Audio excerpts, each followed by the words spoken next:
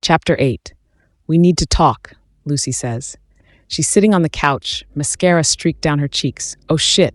I drop my purse and rush over to her. As soon as I sit down next to her, she starts crying. What's wrong? Did Alex break up with you? She starts shaking her head, and then I really start freaking out. Please don't say cancer. I grab her hand, and that's when I see it. Lucy, you're engaged? She nods. I'm sorry. I know we still have 6 months left on the lease, but he wants me to move in with him. I stare at her for a minute. Is that why she's crying? Because she wants out of her lease? She reaches for a tissue and starts dabbing at her eyes. I feel awful, Lily. You're going to be all alone. I'm moving, and you won't have anyone. What the? Lucy? Paul'll be fine, I promise. She looks up at me with hope in her expression. Really? Why in the world does she have this impression of me? I nod again. Yes, I'm not mad. I'm happy for you. She throws her arms around me and hugs me. Oh, thank you, Lily. She starts giggling in between bouts of tears. When she releases me, she jumps up and says, I have to go tell Alex. He was so worried you wouldn't let me out of my lease. She grabs her purse and shoes and disappears out the front door. I lie back on the couch and stare up at the ceiling. Did she just play me? I start laughing because until this moment, I had no idea how much I've been waiting for this to happen. The whole place to myself. What's even better is when I do decide to have sex with Ryle, we can have it over here all the time and not have to worry about being quiet. The last time I spoke to Ryle was when I left his apartment on Saturday. We agreed on a trial run. No commitments yet. Just a relationship feeler to see if it's something we both want. It's now Monday night, and I'm a little disappointed I haven't heard from him.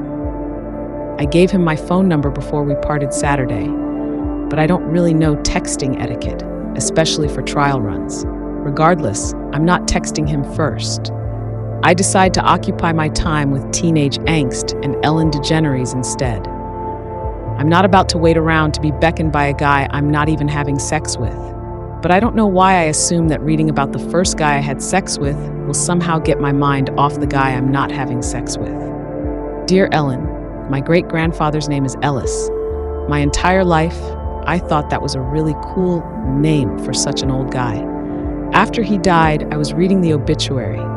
Would you believe that Ellis wasn't even his real name? His real name was Livy Sampson, and I had no idea. I asked my grandmother where the name Ellis came from. She said his initials were LS, and everyone called him by his initials for so long, they just started sounding them out over the years, which is why they referred to him as Ellis. I was looking at your name just now, and it made me think of that.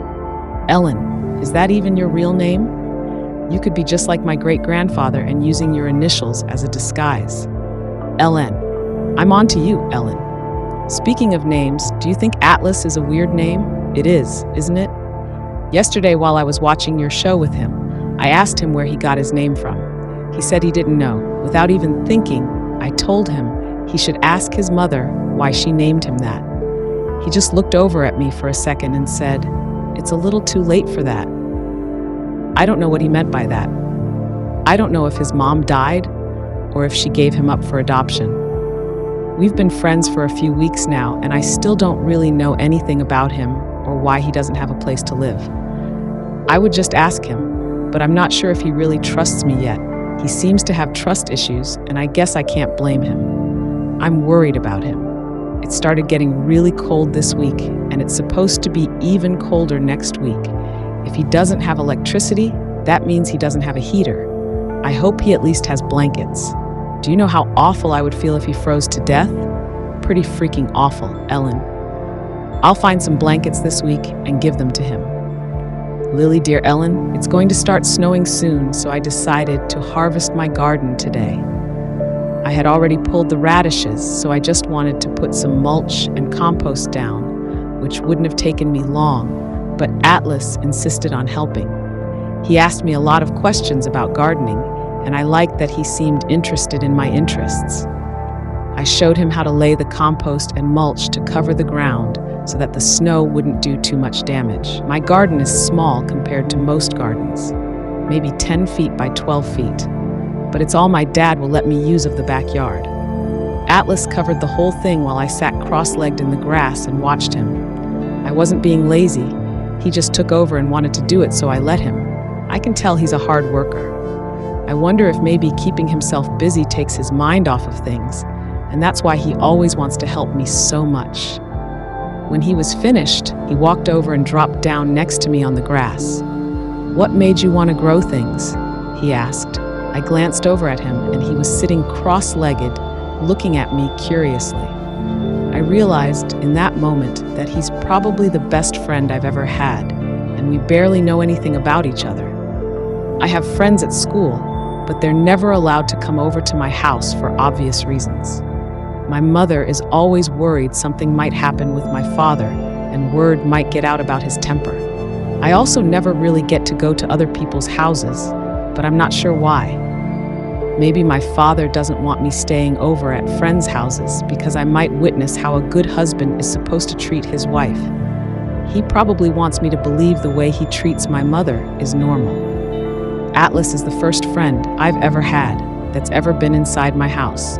He's also the first friend to know how much I like to garden. And now he's the first friend to ever ask me why I garden. I reached down and pulled at a weed and started tearing it into little pieces while I thought about his question. When I was 10, my mother got me a subscription to a website called Seeds Anonymous, I said. Every month I would get an unmarked package of seeds in the mail with instructions on how to plant them and care for them. I wouldn't know what I was growing until it came up out of the ground. Every day after school, I'd run straight to the backyard to see the progress. It gave me something to look forward to. Growing things felt like a reward. I could feel Atlas staring at me when he asked, "A reward for what?" I shrugged. "For loving my plants the right way. Plants reward you based on the amount of love you show them. If you're cruel to them or neglect them, they give you nothing. But if you care for them and love them the right way, they reward you with gifts in the form of vegetables or fruits or flowers." I looked down at the weed I was tearing apart in my hands, and there was barely an inch left of it. I wadded it up between my fingers and flicked it. I didn't want to look over at Atlas because I could still feel him staring, so instead, I just stared out over my mulch-covered garden.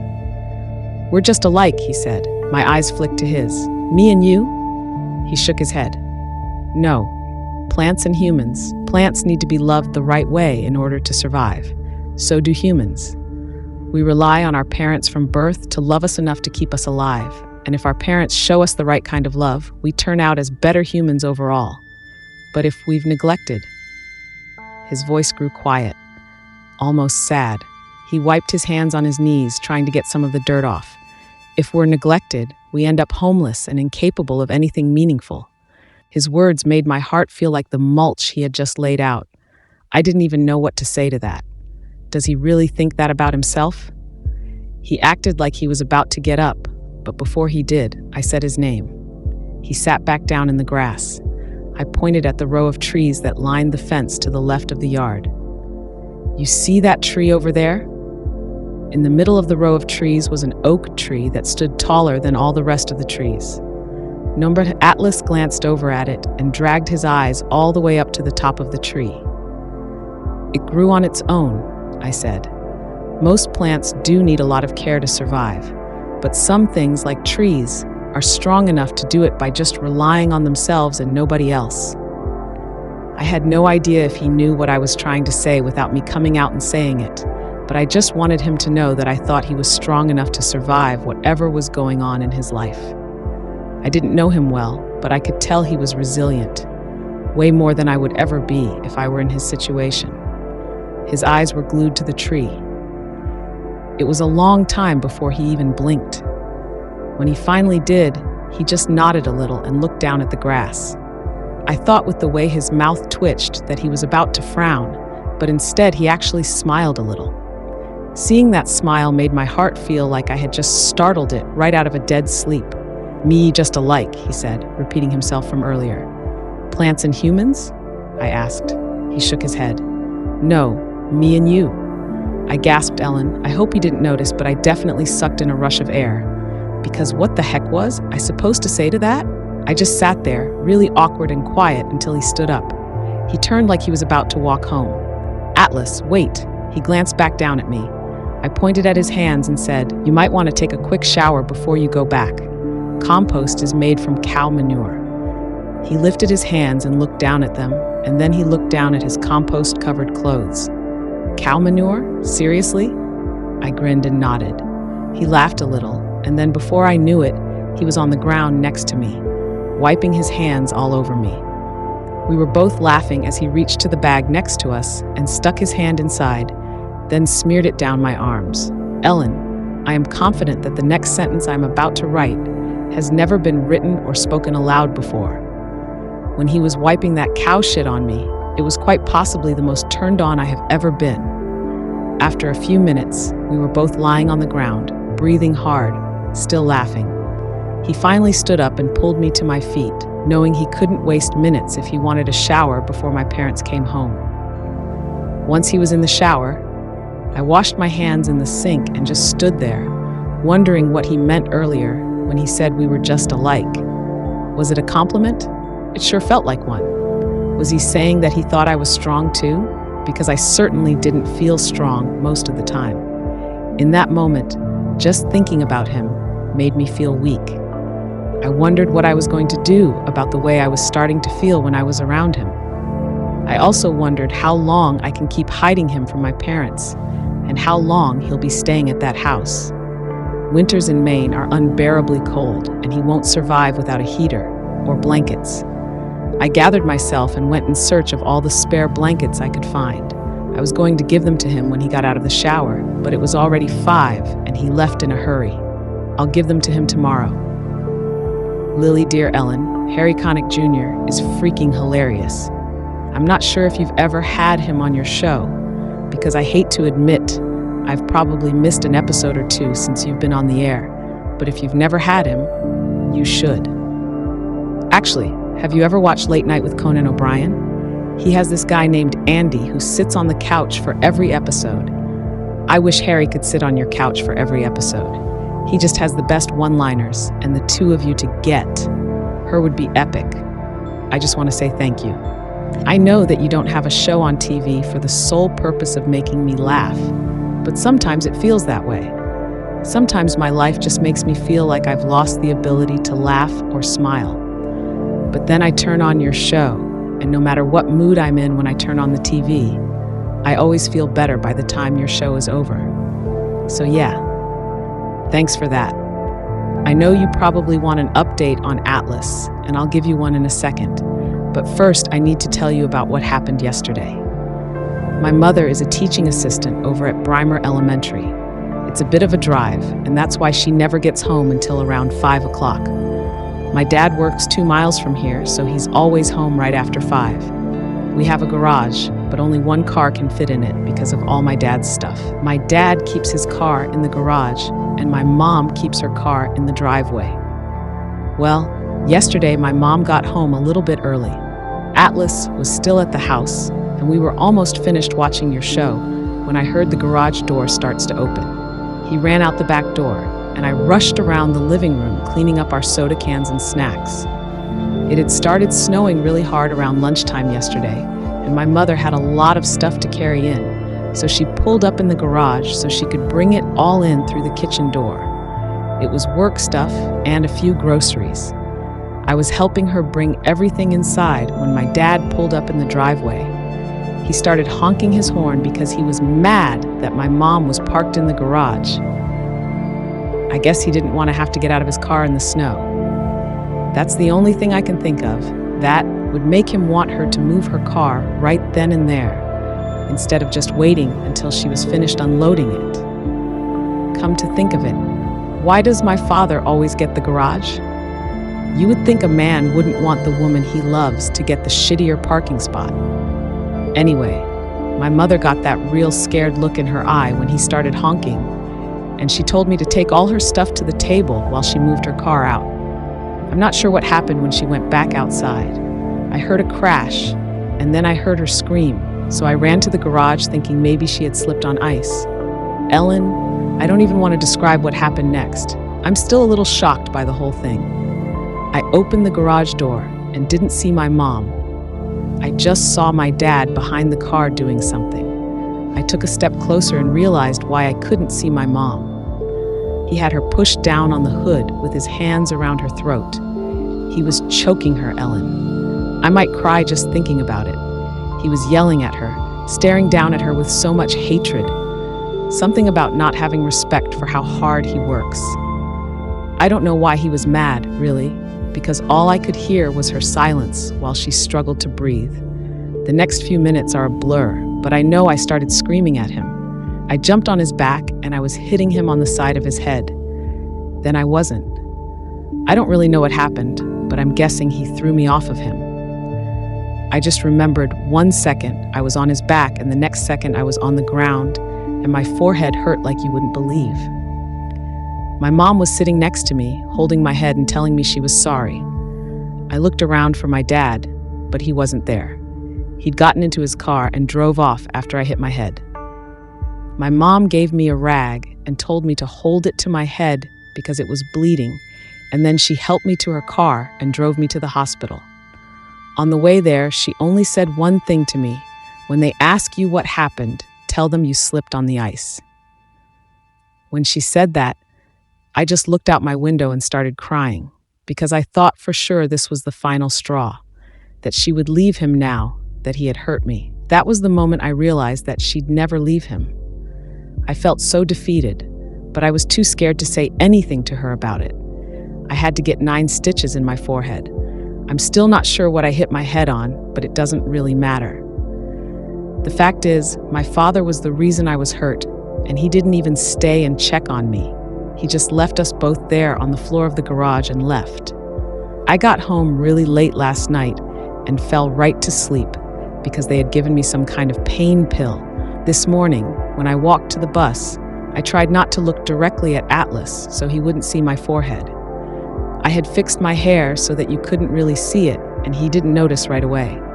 When we sat down next to each other on the bus, our hands touched when we were putting our stuff on the floor. His hands were like ice, Ellen. Ice. That's when I realized that I forgot to give him the blankets I had pulled out for him yesterday because my mother got home sooner than I expected.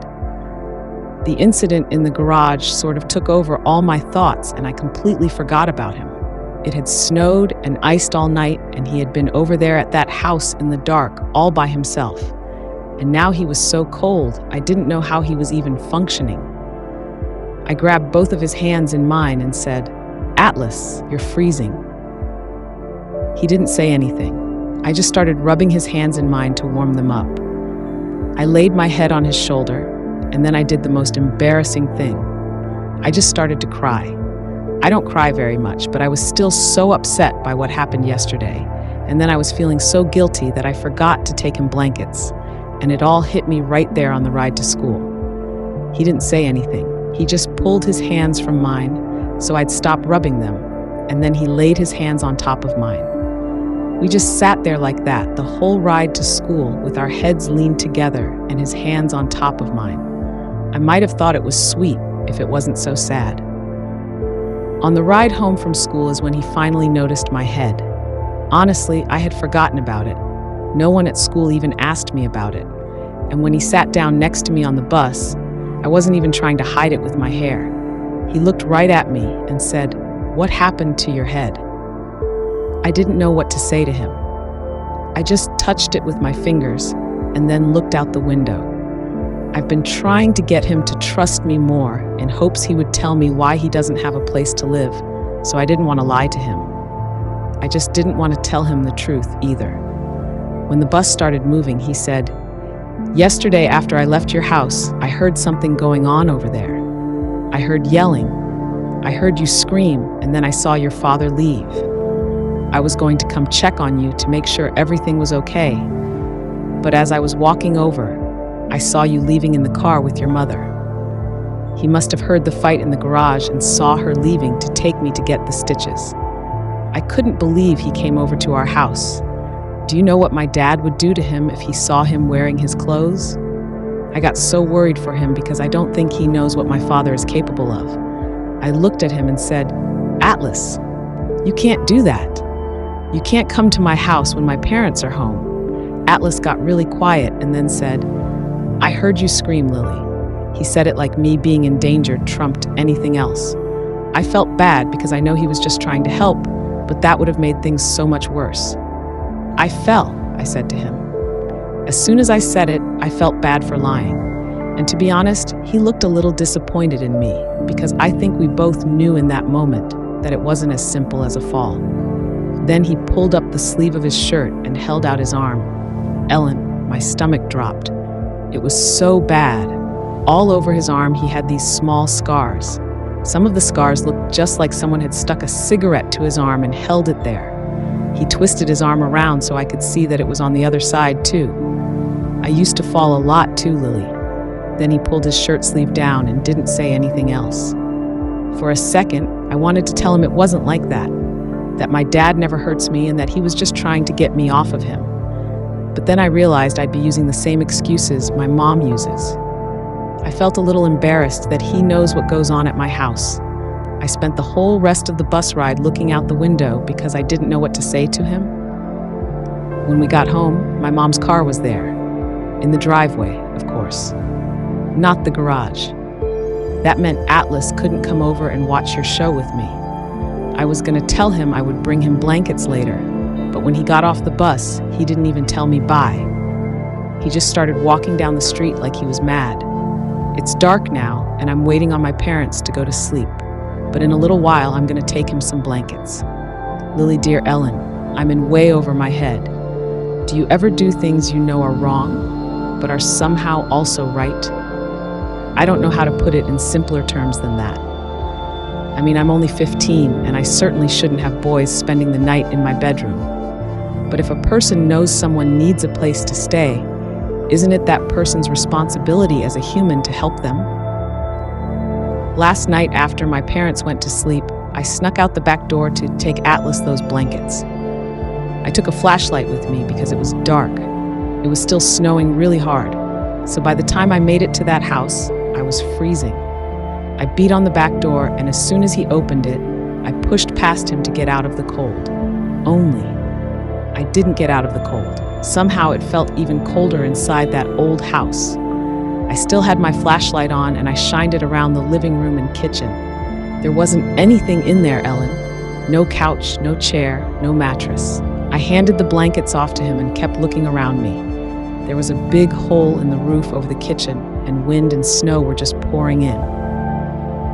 When I shined my light around the living room, I saw his stuff in one of the corners. His backpack, plus the backpack I'd given him. There was a little pile of other stuff I'd given him, like some of my dad's clothes. And then there were 2 towels on the floor. One I guess he laid on, and one he covered up with. I put my hand over my mouth because I was so horrified. He'd been there living like that for weeks. Atlas put his hand on my back and tried to walk me back out the door. "You shouldn't be over here, Lily," he said. "You could get in trouble." That's when I grabbed his hand and said, "You shouldn't be here either." I started to pull him out the front door with me, but he yanked his hand back. That's when I said, "You can sleep on my floor tonight. I'll keep my bedroom door locked." "You can't sleep here, Atlas. It's too cold and you'll get pneumonia and die." He looked like he didn't know what to do. I'm sure the thought of being caught in my bedroom was just as scary as getting pneumonia and dying. He looked back at his spot in the living room, and then he just nodded his head once and said, "Okay." "So you tell me, Ellen, was I wrong letting him sleep in my room last night?" "It doesn't feel wrong. It felt like the right thing to do, but I sure would get in a lot of trouble if we had been caught." He slept on the floor, so it's not like it was anything more than me just giving him somewhere warm to sleep. I did learn a little more about him last night. After I snuck him in the back door and to my room, I locked my door and made a pallet for him on the floor next to my bed. I set the alarm for 6 a.m. and told him he'd have to get up and leave before my parents woke up, since sometimes my mom wakes me up in the mornings. I crawled in my bed and scooted over to the edge of it so I could look down at him while we talked for a little while. I asked him how long he thought he might stay there, and he said he didn't know. That's when I asked him how he ended up there. My lamp was still on, and we were whispering, but he got really quiet when I said that. He just stared up at me with his hands behind his head for a moment. Then he said, "I don't know my real dad. He never had anything to do with me. It's always just been me and my mom. But she got remarried about 5 years ago to a guy who never really liked me much. We fought a lot. When I turned 18 a few months ago, we got in a big fight and he kicked me out of the house." He took a deep breath like he didn't want to tell me anymore. But then he started talking again. "I've been staying with a friend of mine and his family since then. But his dad got a transfer to Colorado and they moved. They couldn't take me with them, of course. His parents were just being nice by letting me stay with them, and I knew that, so I told them I talked to my mom and that I was moving back home. The day they left, I didn't have anywhere to go. So I went back home and told my mom I'd like to move back in until I graduated. She wouldn't let me, said it would upset my stepfather. He turned his head and looked at the wall. So I just wandered around for a few days until I saw that house. Figured I would just stay there until something better came along, or until I graduated. I'm signed up to go to the Marines come May, so I'm just trying to hang on until then." May is six months away, Ellen. 6. I had tears in my eyes when he finished telling me all that. I asked him why he didn't just ask someone if they could help him. He said he tried, but it's harder for an adult than a kid, and he's already 18. He said someone gave him a number for some shelters who might help him. There were 3 shelters in a 20-mile radius of our town, but 2 of them were for battered women. The other one was a homeless shelter, but they only had a few beds, and it was too far away for him to walk there if he wanted to go to school every day.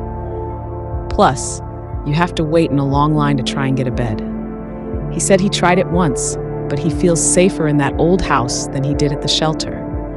Like the naive girl I am when it comes to situations like his, I said, "But aren't there other options? Can't you just tell the school counselor what your mom did?"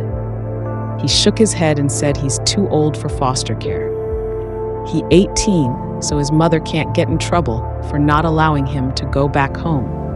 He said he called about getting food stamps last week, but he didn't have a ride or money to get to his appointment. Not to mention he doesn't have a car, so he can't very well find a job. He said he's been looking though. After he leaves my house in the afternoons, he goes and applies at places, but he doesn't have an address or a phone number to put down on the application, so that makes it harder for him. I swear, Ellen, every question I threw at him, he had an answer for. It's like he's tried everything not to be stuck in the situation he's in, but there isn't enough help out there for people like him. I got so mad at his whole situation. I told him he was crazy for wanting to go into the military. I wasn't so much whispering when I said, "Why in the heck would you want to serve a country that has allowed you to end up in this kind of situation?" You know what he said next, Ellen? His eyes grew sad, and he said, "It's not this country's fault my mother doesn't give a shit about me." Then he reached up and turned off my lamp. "Good night, Lily," he said. I didn't sleep much after that. I was too mad. I'm not even sure who I'm mad at. I just kept thinking about our country and the whole world and how screwed up it is that people don't do more for each other. I don't know when humans started only looking out for themselves. Maybe it's always been this way. It made me wonder how many people out there were just like Atlas. It made me wonder if there were other kids at our school who might be homeless.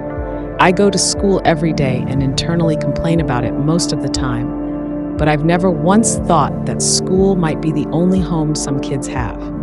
It's the only place Atlas can go and know he'll have food. I'll never be able to respect rich people now, knowing they willingly choose to spend their money on materialistic things rather than using it to help other people. No offense, Ellen. I know you're rich, but I guess I'm not referring to people like you.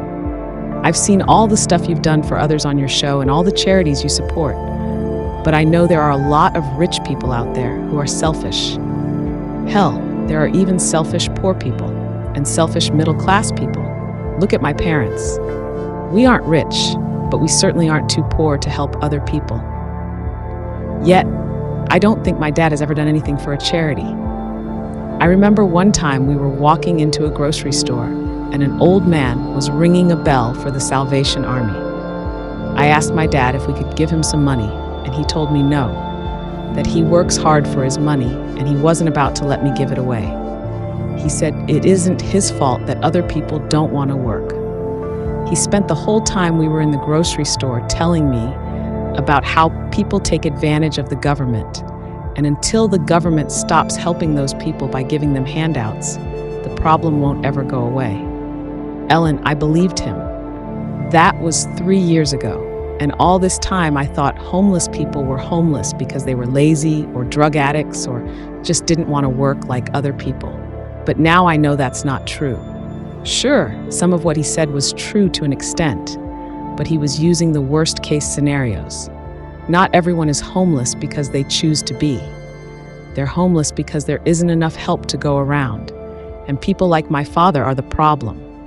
Instead of helping others, people use the worst case scenarios to excuse their own selfishness and greed. I'll never be like that. I swear to you, when I grow up, I'm going to do everything I can to help other people. I'll be like you, Ellen, just probably not as rich. Lily.